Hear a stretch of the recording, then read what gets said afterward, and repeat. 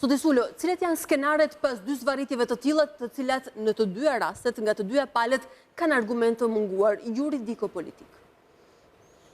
Skenari i parë dhe i vetëm afërmendsh është që ne do të kemi një vendim të gjykatës kushtetuese kur votat e 8 anëtarëve të gjykatës kushtetuese të jenë në favor të asaj që kërkon Kryeministri Rama. Po kjo ndoshta do të mund të kalojë edhe limitet e kohës së arsyeshme që përcakton ligji. Po patjetër, po shtyrja është në favor të Edi Ramës.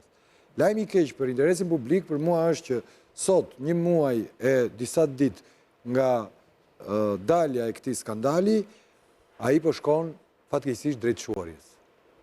Dhe për me kuptoni drejt shuarjes, çfarë kuptoni? Drejt shuarjes të tij. Afateve procedurale minimumi afatet procedurale që ka kemi kohë për ato, se kemi dhe 3 mujorshe, 2 muaj kohë fix, 1 muaj e ca, dhe më thënë që ka mazhoranca që ta shuajnë e heshtje pa u shprehur. Kushtetuesja ka pa fund kohë, siç e tha avokati, ndërkohë ajo që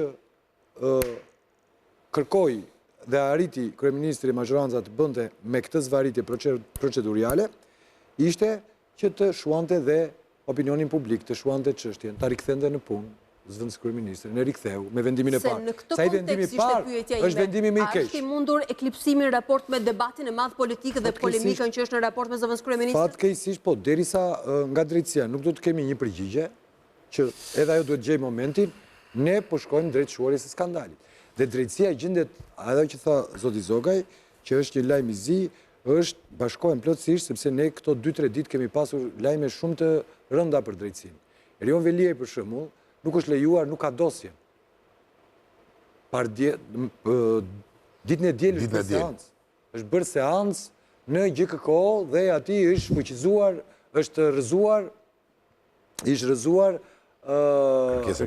kërkesa për ndryshimin e masës, të dielën. Ndodh të dielën, për ca afate. Kërkesa për zvendësimin e masës ka afate të përcaktuara, ka për shembull 5 ditore që të fillojë shqyrtimi. Dakor, sepse kishin gjyqin tjetër. Deri në ditën e dielës. Kishin gjyqin tjetër. Po kjo lidhet nuk po thosha këtë. Jo, ajo ishte një detaj. Lajmi aty është që ai ka braktisur dje gjyqin për gjykimin paraprak, seancën gjyqësore për gjykimin paraprak, sepse nuk kam dosje, nuk jam njohur me dosje, s'kam si të mbroj. Edhe nuk ka pajtur një mbrojtje efektive. Po, sepse ka një avokat i shtetit. I shtetit. Nga ana tjetër, në KLP, në KLG, po. Këshillin e lartëgjyqësor ka shkuar dosja e prokurorisë për gjyqtarin e GKK-s Irena Gjokën. Dhe 6 nga ata kanë thënë nuk e shqyrtojmë. KLG është pra antarët e KLG-s me duar të lartë për asnjë. Nuk e shqyrtojmë. Tjetër lajm që ju e konsideroni të zi për drejtësinë sot. Patjetër tani, nëse ne kemi gjykatën kushtetuese. Në gjykatën kushtetuese kemi këtë, te Erion Veliaj, te Ilir Meta, njësoj, marrin dosjen. S'ka dosje, kanë 60.000 faqe mos gaboj. Është dosja nuk i vjet në dispozicion në asnjë lloj mënyre. Kjo është skele flagrante. Por a mund t'ju them diçka tjetër?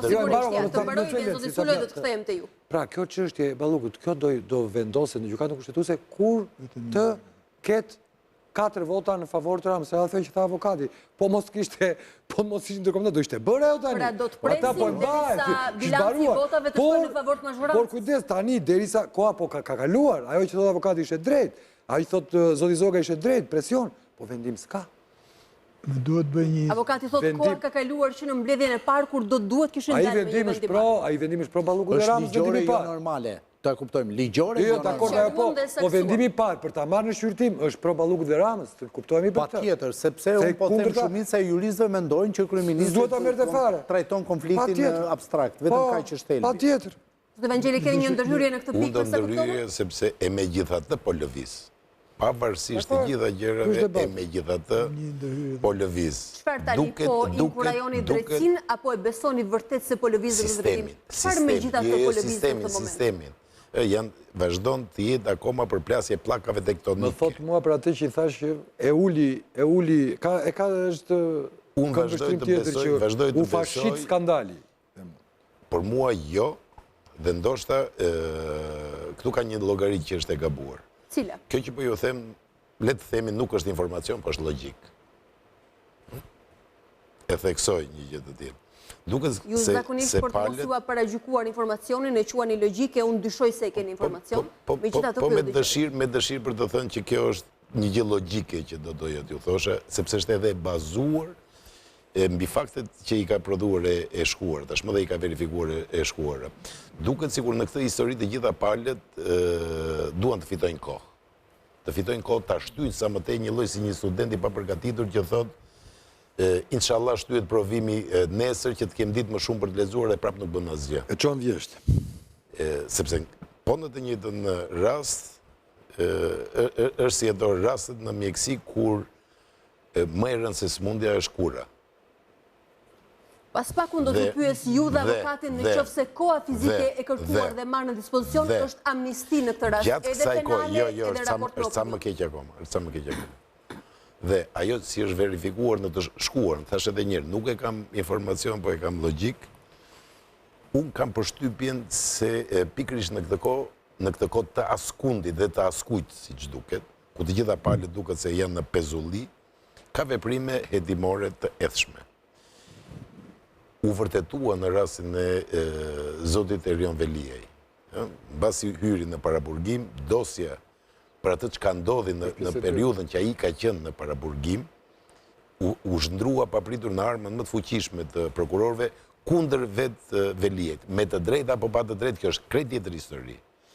Edhe në rastin e zonjës Balluku, kam përshtypjen, jo ndaj saj, sepse ajo gëzon imunitetin e deputetit, pra është i ruhet privatësia e komunikimeve, e veprimtarisë së saj e me radhë. Po tek bashkëpunëtorët e saj, kam përshtypjen dhe kjo do t'ishte logjike, që do t'ketë veprime hetimore të cilat do të rëndojnë pozitën dhe të gjithë njerëzve të përfshirë në këtë histori. Që u thoni se nuk arrin të eklipsoj për masat e skandaleve. Kjo gjë nuk llogaritet. Dhe si kundër ju a kam thënë, fshatarët e Tiranës kanë një shprehje, mos ju daj pazarit të parë. Ka një sqarim. Zoti Zogaj? Jo, më duhet bëj një sqarim në lidhje me pohimin që bëra për lajmet e këqija. Unë kisha parasysh ndalimin e drejtësisë për shumë saktë. Ndalimi i drejtësisë me burim. Ndalimi i drejtësisë burim. Në fakt paralajmërimi juaj nuk donte fare as dekodim, as saksim, se ishit shumë i qartë. Jo, do ta theksoja sepse unë sigurisht që se përmendi raste të tjera. Zoti Sulo, dhe unë jam dakord sigurisht që ata që janë paraburgim, ata që janë hetim, të gëzojnë gjitha drejtët, shkelja e drejtëve të tyre. Ska dosje në Zoti Zogaj, është merë, ska dosje. Dhe i shtohet si argument asaj që thashu unë, për të mos a shpërndar shumë, më thënë, rrezën e pohimit tim, e kam fjalën kryesisht tek një përpjekje e edhshme, një beslidhje traversale, për të ndaluar drejtësinë në burim, në hetim, pra shumica dërmuese këtu e kanë me spakun, edhe me në tjetër, mravë në GKKO, po e kanë pikë spari me hetimin.